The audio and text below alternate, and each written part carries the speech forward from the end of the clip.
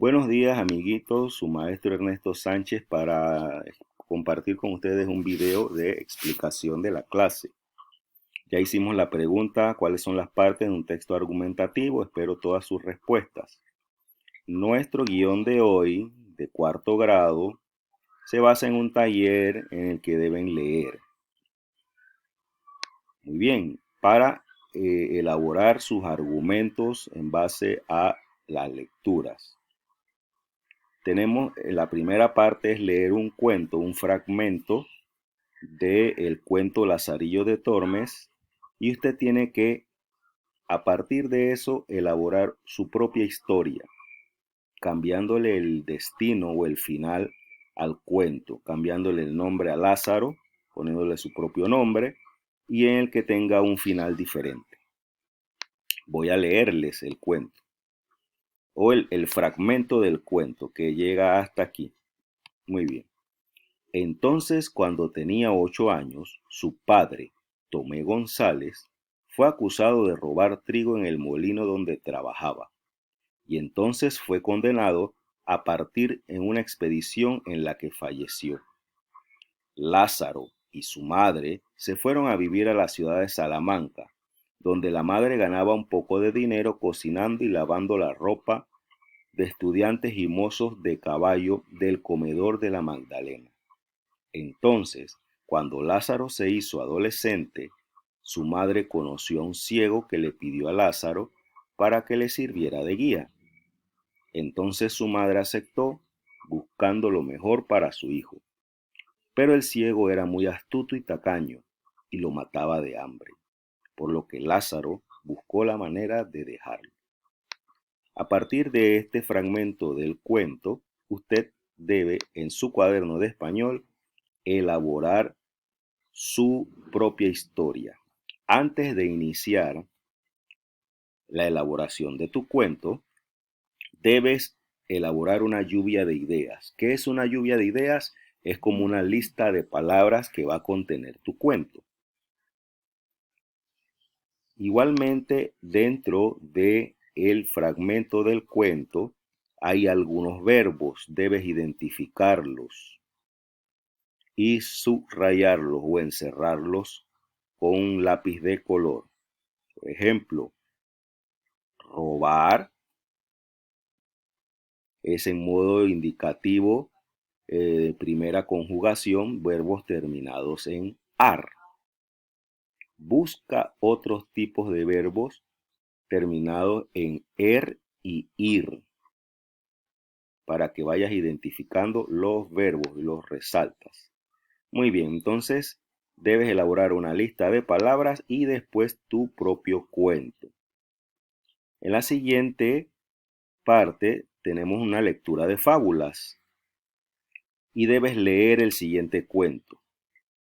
Puedes leerlo o que tu mami o tu papi te lean el cuento. Moras para el corazón de la zorra. Durante la noche oscura y brillosa salió doña Zorra en busca de moras. ¿Por qué doña Zorra se come las moras?, preguntaba don Búho sentado en el muro. Miren a don Búho aquí. No lo sé, ni idea tengo, contesta el tejón coatí. Aquí está el tejón coatí. Me imagino que es porque sufre de amor. Sin hacer mucho ruido, llega doña Zorra donde se encuentran las moras. De una en una las corta sin parar y llena su canasto con mucho afán. Al llegar a la madriguera, le pregunta el tejón coatí: Doña Zorra, ¿usted come moras? A lo que ella contestó: las moras son para el mal de corazón. Luego de leer la historia de arriba, escribe qué crees que sucedió antes de que comenzara la historia. Luego ilustra tus ideas con figuras. Aquí tienes el espacio, lo puedes hacer en tu cuaderno.